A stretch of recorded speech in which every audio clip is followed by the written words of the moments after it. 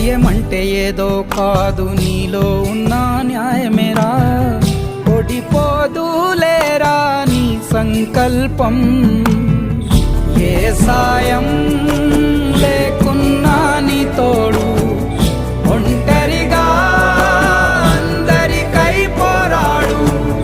గెలవాలి నీలాంటి మంచోడు, గెలిచేలా చూస్తాడు పైవాడు. ఏమైంది ఏమైంది అయినా ఇప్పుడు ఏమైంది? ఆటుపోటు లేకపోతే జీవితమేముంది?